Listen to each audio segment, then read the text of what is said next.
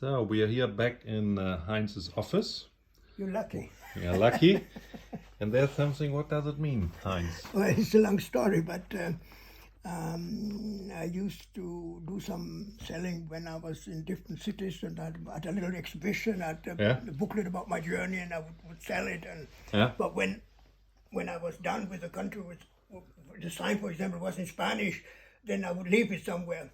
But the surprise, only recently, I made reacquaintance with some guy that I knew in Spain in the 80s. He was a young lawyer, and he had a place in Marbella, and he let me stay there.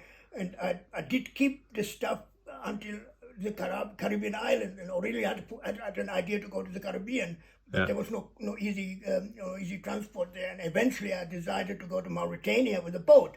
But with the stuff I had with me, I couldn't use in Africa anymore, so I left it with the guy from Marbella who had come to the Canary Islands with a car. And so I said, okay, Antonio, you can keep this. And I said, look, I will be there soon.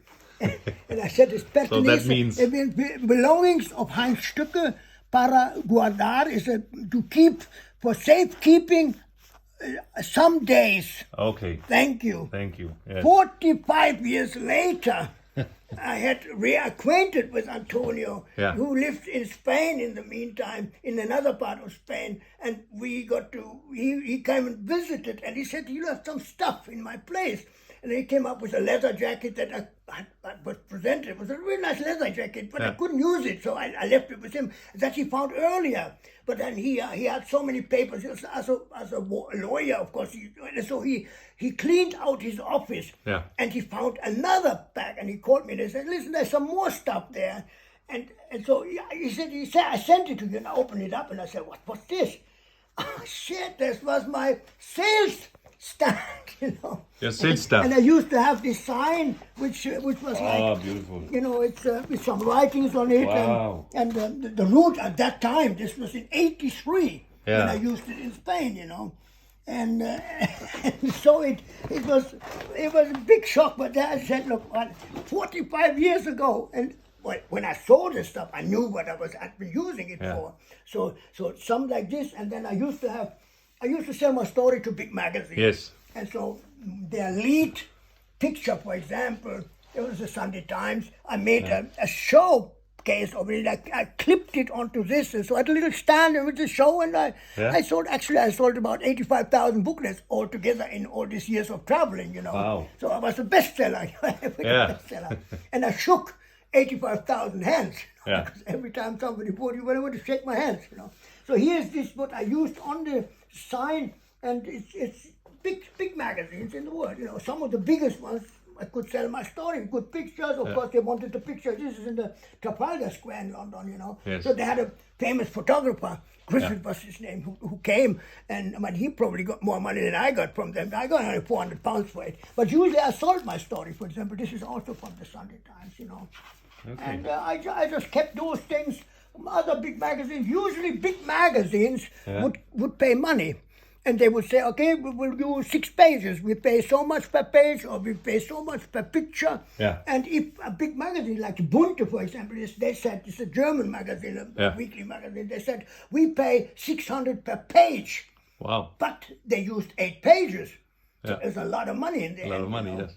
It was sent to my father's place, and he said, oh, thanks very much. And he was building, he was adding to the house, because he was expecting me every year.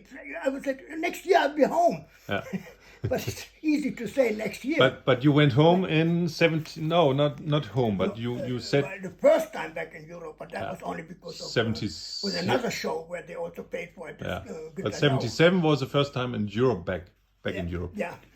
That's 14 years outside Europe, you know. But I went like a cat around a hot pot around Germany, because I didn't have much money at that time. So I wasn't going to go home, no money in my pocket. And so I decided in Holland, in Arnhem, I decided to call my people. They came and visited me in Arnhem in 1977. And I said, okay, I'm going to go to England, and I'm going to sell my story. And it was quite successful. I had money again. And then I decided, at that time, in 1978, I decided to make every country in the world. So that took 16 years. 16 years. But every year I said, next year I'll be home. And finally, after more than 50 years, I did make it. 52 years, yeah. But anyway, this was one of the ways to finance the trip. So this is actually your big sales. Spanish magazine. What's it called in English? That's your sales. And usually I have a number of pictures that I know this magazine doesn't want a good picture of the Eiffel Tower, for example. They want you hanging on the Eiffel with your bike or something like this, or just an exciting picture. And so I knew that. And so I had a collection of some 100 pictures with me, and I showed, and I went to the editor, and he would say, sorry, never home? All countries in the world? Very interesting. Let's see what kind of pictures you have, because they are interested in pictures more than anything. So the photographic editor comes, and then I show my slides, and they say, oh, it looks very exciting. And so then they said, so how much money? You know, I said, well, I live from it. So then they would say, oh, we pay per picture that much. And so it doesn't matter what they paid. I was happy. The biggest magazine. And I had publicity. When I was still in the country, they had seen it in the Sunday Times in England. Everybody knew. And I could benefit from it again. And one time I went to a department store in Newcastle. The guy said, oh, I saw you in the Sunday Times. Come, take what you want in the shop. That's nice. And his father was in a shipyard, and I needed another double handlebar, you know. So he went right away with me to the shipyard, and the whole factory stopped working. And they made my sign is now the double handlebars. You know, everybody says, well, you have a double handlebar. You can change your riding position, you know. So every country I would go to the biggest magazine in the country. And then well, often the biggest one, if the biggest one wouldn't want to take it, then another one, the second one was, I will always make money with magazines, you know. And then, of course, I had the show in a country, you know. Also, it helped when it was in the big magazine, because the police was not so, you know. I was a famous person. So you did it in different languages. But I couldn't have that many because I had to carry them, and all of this I didn't need anymore when I went from the Canary Islands to Africa. And I stayed like 3 years in Africa altogether. So I left it there, and it was such a surprise when this stuff came. I didn't want to believe it when I opened it up, you know. When was it? It was in 1980. 83. No, it wasn't 83. I was in 39 years. It was 84 in the Canary Islands, because I thought I left it in Marbella, where he was working. No, I left it when he came to the Canary Islands, and I spent like 2 months in the Canary Islands. You know, I was waiting for the ship to go to Mauritania, and we stood in the south in the wind shade, because the wind was blowing from the northeast, and we were on the other side of the island because there was too many waves. We were overloaded, and the captain was afraid to go to Naudibu. So we waited there. We waited 14 days.